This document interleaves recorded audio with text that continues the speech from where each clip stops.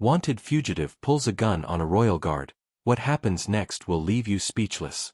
A wanted fugitive hiding in plain sight approached a royal guard with calculated intent. As tourists watched unaware of the danger, he suddenly reached into his coat and pulled out a gun. In that split second, everything changed. What happened next left the entire crowd in stunned silence. But before we continue, let us know in the comments where you're watching from. Also make sure to check out our second channel, Guard Patrol, linked in the pinned comments, because we upload daily at the same time on both channels, so subscribe to both, and never miss a powerful story. The afternoon shadows stretched long across the courtyard of Buckingham Palace as guard James Mitchell maintained his post with unwavering precision. His scarlet uniform caught the waning sunlight, each brass button and medal telling its own story of service and sacrifice. 20 years of military service, including 3 combat tours, had honed his instincts to razor sharpness, instincts that were now quietly screaming of danger. Among the usual crowd of tourists and onlookers, one figure stood out to Mitchell's trained eye. The man moved with calculated casualness, his gait too measured, his observations too precise. While others gazed at the palace's grandeur, this one studied sightlines and patrol patterns with the old efficiency of someone who had done this before. The stranger's expensive coat seemed at odds with his worn boots, the kind favored by certain paramilitary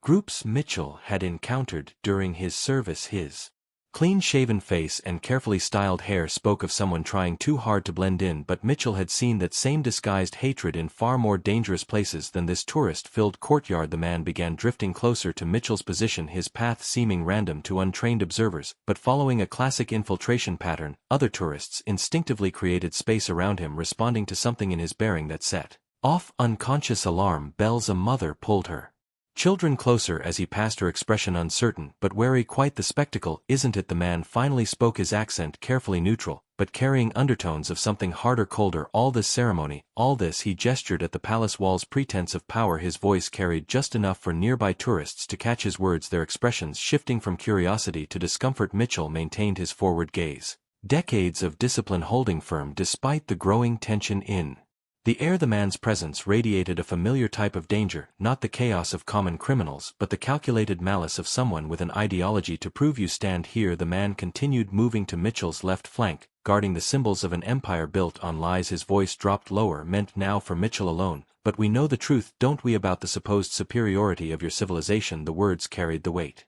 of rehearsed hatred, of manifestos penned in dark rooms by darker minds. An elderly gentleman wearing a veteran's pin paused mid-step, his weathered face registering recognition of the threat unfolding before him.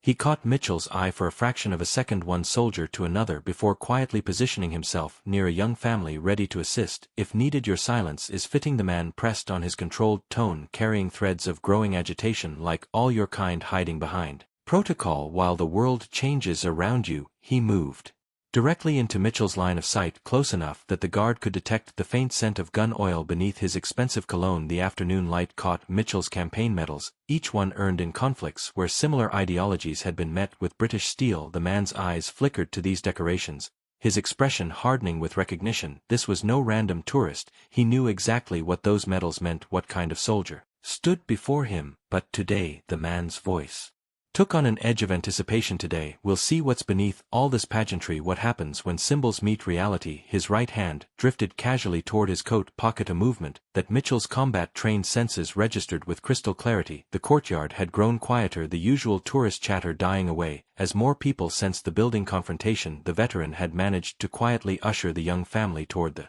palace gates, his movements deliberate and unhurried to avoid drawing attention. Mitchell's posture remained perfect, his bearing unchanged, but every nerve and muscle was coiled with a readiness that had kept him alive through urban warfare and mountain firefights. As the man began his next circle, Mitchell counted weapons, the visible bulge of a primary firearm, the probability of a backup piece, the slight asymmetry in his jacket that suggested additional equipment. You know what I see when I look at this palace. The man's voice carried a new edge of contempt. I see the last gasping breath of a dying culture, a culture that's grown soft, weak content to play dress up, while real power shifts elsewhere. His words dripped with rehearsed venom, each syllable carved from years of cultivated hatred. The remaining tourists had begun to sense the wrongness in the air. Their excited chatter died down to worried whispers, cameras lowering as instinct warned them they were witnessing something beyond the usual tourist spectacle. A group of school children were quietly shepherded away by their alert teacher, her face tight with concern. All these metal, the man sneered, moving close enough that his breath fogged the polished brass on Mitchell's uniform. Earned fighting for what? Democracy, freedom.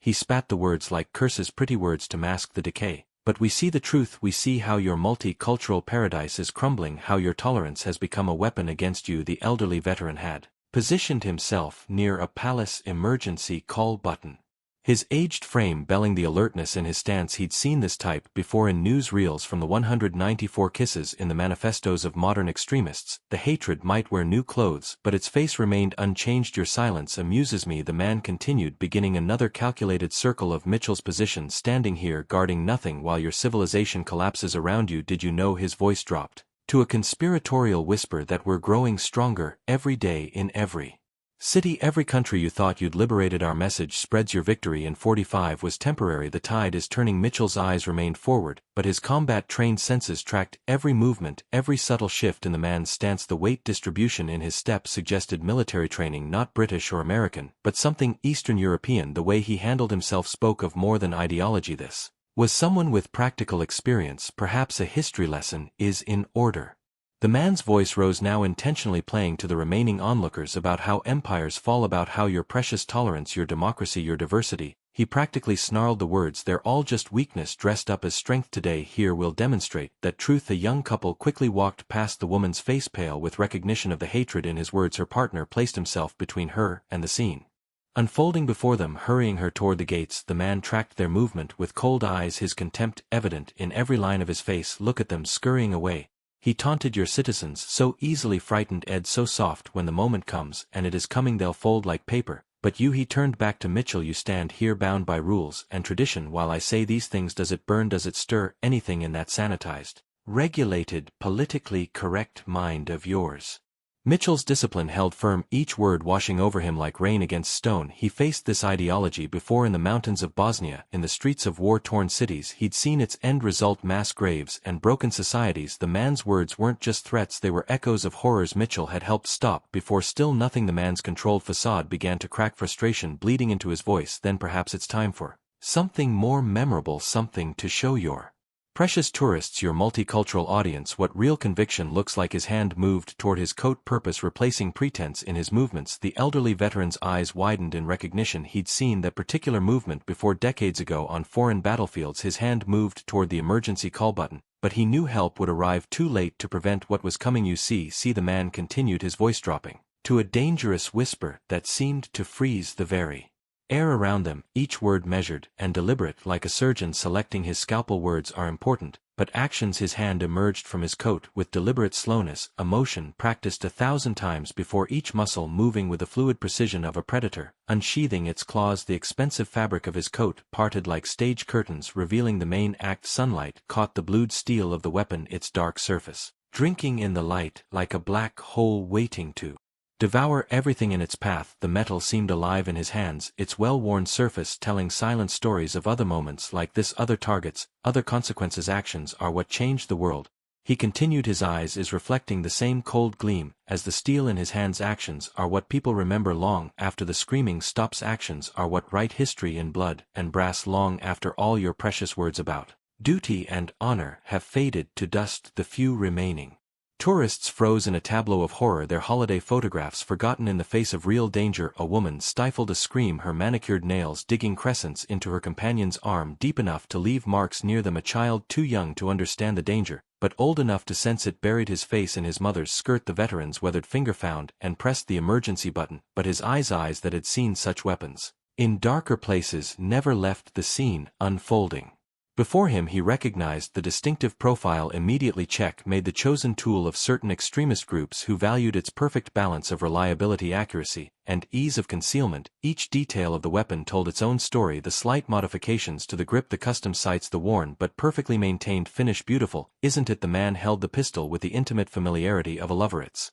muzzle pointed at the ground for now, like a cobra waiting to strike. Every Movement spoke of extensive training but not military, something else, something darker. CZ-75 modified for special purposes, 15 rounds of purpose of conviction of change. His thumb caressed the safety catch before disengaging it with practiced precision, the soft click echoing like thunder in the stunned silence. No cameras catching this moment, no phones recording your precious tradition. Now how quickly they run when reality intrudes on their tourist fantasy. Mitchell's eyes remained forward, fixed on that distant point that generations of guards had contemplated before him, but his combat-trained senses catalogued every detail with mechanical precision. The slight wear patterns on the barrel spoke of frequent use, not practice range shooting but real-world application. The custom grip showed the distinctive modifications of a particular weapons shop known to service certain extremist elements. The way the man held it broadcast volumes of information to Mitchell's experienced eye. This wasn't the awkward bravado of a common criminal, but the practiced confidence of someone who had pointed weapons at living targets before. I could end it right here. The man's voice took on an almost dreamy quality, like a poet contemplating a particularly moving verse. One shot to shatter your ceremony, to show everyone how fragile your system really is. He raised the pistol with theatrical slowness, savoring each degree of elevation like a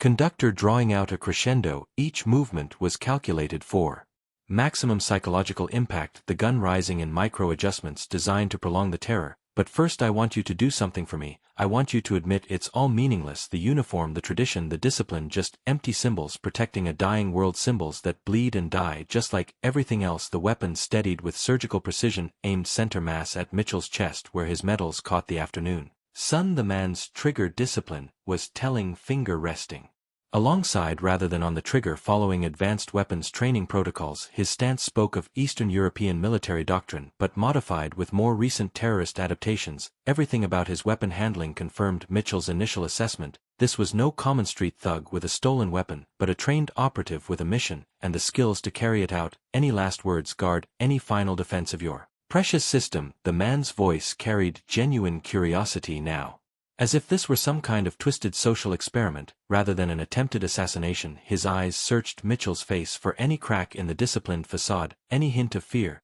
he could savor. Or will you die as you lived, a slave to protocol, another mindless servant of a dead empire? The afternoon sun traced lines of fire along the pistol's barrel, throwing silver reflections across the ancient courtyard stones like dancing spirits. Time seemed to crystallize, each second stretching into infinity as the man's finger began its journey toward the trigger. In that frozen moment, Mitchell's combat-honed senses registered everything with pronatural clarity: the exact angle of the weapon's muzzle, the man's weight distribution betraying his next intended movement, the minute tells in his stance that telegraphed his intentions like signals in broad daylight. Years of train in computed trajectories, angles, and response options with computer-like efficiency. Nothing, not even now. The man's voice hardened with finality, triumph already coloring his tone. His finger tightened fractionally, muscles tensing for the final squeeze. Then let this be a lesson to all who still cling to the old world. Let them see how their traditions fall before real. His words cut off a sharp intake of breath as Mitchell moved, not the ceremonial movements tourists came to photograph, but the fluid precision of a combat veteran who had spent decades perfecting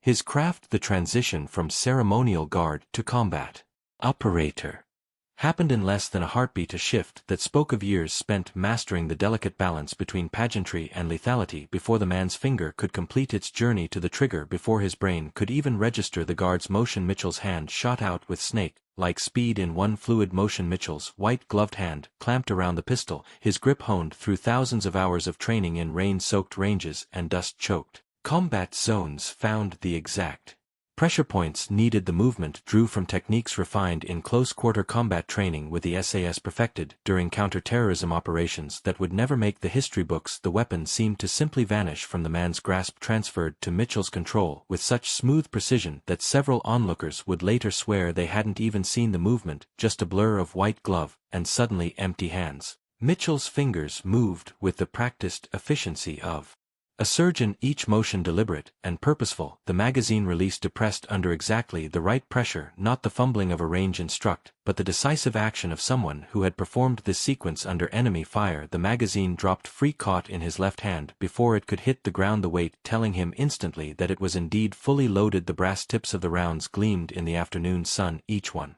a potential tragedy. Averted, his thumb found the slide Release with mechanical precision, the movement flowing like water, the chambered round ejected in a graceful arc, the N9mm round spinning through the air before pinging against the courtyard stones with a sound like a small bell tolling. His hands continued their ballet of disarmament, each motion a testament to countless hours spent mastering these very sequences. Check chamber clear, safety engaged, mechanism secured. The entire sequence took less time than most people need to process a sudden sound. The man stood frozen, his empty hand still shaped around a weapon that was no longer their fingers, grasping at empty air like a magician's audience. After a particularly impressive vanishing act, his face underwent a remarkable transformation from smug superiority to stunned disbelief, then to something approaching fear, as the reality of his situation began to dawn. Mitchell completed the disarmament sequence in under 3 seconds, a speed that spoke of similar actions performed under far more dangerous conditions in places where failure meant death. CZ75B pre-2010 production. Mitchell spoke for the first time, his voice carrying the quiet authority of absolute certainty. His eyes tracked over the weapon with professional assessment, noting details that only years of specialized training could recognize. Modified trigger assembly, custom grip panels from a Montenegro-based supplier, extended slide release titanium guide rod modifications favored by a particular group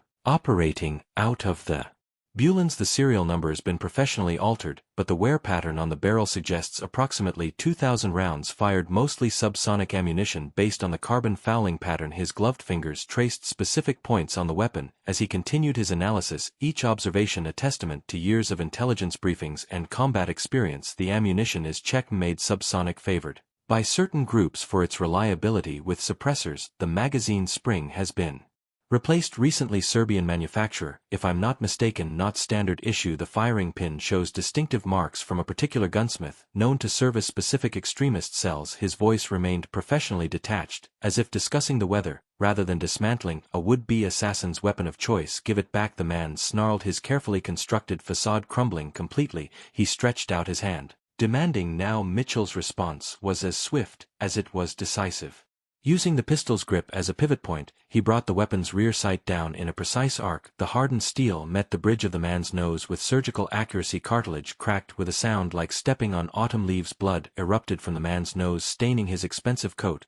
He staggered backward, hands clutching his face, all pretense of sophistication gone. You broke my nose. His voice was thick with pain and rage. No, Mitchell corrected calmly, I used appropriate force to neutralize a direct threat to the crown. The broken nose is incidental. His bearing remained parade ground perfect, even as he maintained full control of the situation, though I should note that attempting to assassinate a royal guard while carrying a modified weapon with illegal ammunition tends to have painful consequences. The man's eyes darted around wildly, searching for escape routes. Blood dripped between his fingers, each drop marking the pavement like a countdown. You'll regret this, he spat, blood spraying with his words. We have people everywhere. This isn't over. Mitchell's response carried the weight of someone who had heard similar threats before. Actually, it was over. The moment you revealed your weapon. You see, while you were monologuing about the fall of civilization, you failed to notice several things. His eyes flicked briefly to the elderly veteran. The silent alarm was triggered 90 seconds ago. Metropolitan police units are already sealing off all exits, and your face has been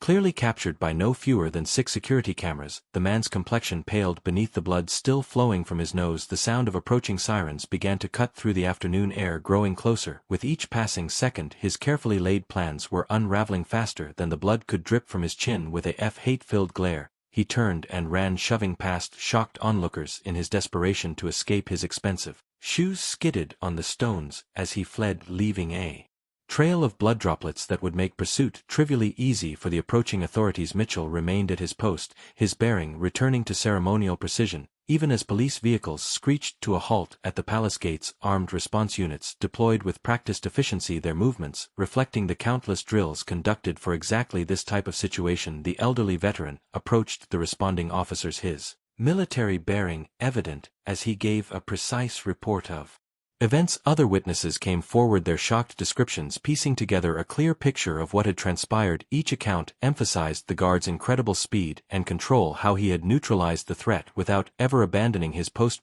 or losing his composure. Detective Inspector Mitchell addressed the senior officer who approached his position, his voice maintaining its professional calm. The suspect is carrying a modified CZ75B pistol obtained through illegal channels based On his accent variations and tactical training, I'd suggest checking his connections to certain extremist groups operating in Eastern Europe. The detective's eyebrows rose slightly as he took notes. You got all that from a brief confrontation. The weapons modifications are consistent with a specific weapons modifier based in Montenegro. The suspect's stance and weapon handling suggest training from a particular paramilitary camp. Mitchell's analysis continued with methodical precision. His ideology and phraseology match known propaganda from several monitored extremist channels. I suspect you'll find he's already in your database. As if on cue, another officer rushed up with a tablet. Sir, facial recognition just got a hit. He's wanted in connection with several incidents across Europe. Interpol's had a flag on him for months. The detective nodded grimly. Right, we'll have his photo on every news outlet within the hour. He won't get far, not with that broken nose marking him. He glanced at the blood trail leading away from the scene, though I have to say that was quite a precise application of force. The rear sight of a CZ-75B is particularly effective when proper pressure is applied. Mitchell replied matter-of-factly, the suspect's nose will require medical attention within the next few hours, making it virtually impossible for him to leave the city undetected. The elderly veteran who had finished giving his statement approached Mitchell with a crisp salute. Royal Marines, retired. He introduced himself. That was textbook threat neutralization, son. Reminded me of our close protection training in '82. Mitchell returned the salute with perfect form. Thank you, sir, though I suspect your generation had to handle worse situations than a single-armed ideologue. Perhaps. The veteran smiled slightly, but we didn't have to do it while maintaining ceremonial guard protocol. He glanced at Mitchell's still perfect uniform and posture. I'd say the standards have gone up since my day. As the police began cordoning off the area and taking statements from witnesses, life around Buckingham Palace began returning to normal. Tourists, now held at a safe distance, watched as forensics teams photographed the blood trail and recovered the ejected bullet from the courtyard stones. The detective made a few final notes before turning back to Mitchell. We'll need a full statement later, but for now, is there anything else you can tell us about the suspect? Just one thing, Mitchell replied, his eyes scanning the perimeter with professional thoroughness. Given his ideology and training, he'll likely seek medical attention from underground sources. I'd suggest monitoring certain clinics in the East End, particularly those with recent connections to Bullen expatriate communities. The detective's radio crackled with updates as surveillance cameras tracked the suspect's flight through London streets. Every police officer in the city now had his description, every hospital was on alert, and a network of law enforcement agencies was closing in like a net around their wounded quarry. As the excitement died down, and the police continued their methodical work, Mitchell resumed his watch, his posture as impeccable as ever. The afternoon sun caught his medals once again, each one a testament to the years of training and experience that had prepared him for moments exactly like this. The ceremonial uniform might draw tourists' attention, but beneath it stood a warrior who had proven once again that the Guard's traditions were built on very real foundations of skill, courage, and unwavering dedication to duty. The elderly veteran, before departing, cast one final glance at Mitchell's post. In that perfect posture, that unshakable dedication, he saw the living embodiment of what their service had always been about, not just standing guard, but standing ready, prepared to meet any threat with disciplined, precise response. What would you have done in Guard Mitchell's position? How many of us could maintain such perfect composure in the face of direct threats, only to act with precise, controlled force when the moment demanded it? These are the men and women who stand guard over our traditions and values, not as mere symbols but as highly trained professionals ready to defend what they hold dear. Their ceremonial duties might draw tourists' cameras, but their real strength lies in what you don't see until moments like these reveal it. If this story moved you, don't forget to hit that like button and subscribe to our channel for more powerful stories about the Royal Guards who protect not just our palaces but our way of life. Press that bell icon to ensure you never miss our latest uploads. Have you ever witnessed a moment where someone's true training and character were revealed in a crisis? What do you think about the balance between ceremonial duty and combat readiness that Royal Guards must maintain? Share your thoughts in the comments below, and don't forget to check out our previous videos about Royal Guards appearing on your screen right now. Each one reveals another facet of these extraordinary servicemen and women who stand ready to defend our values, whether through unwavering discipline or, when necessary, decisive action.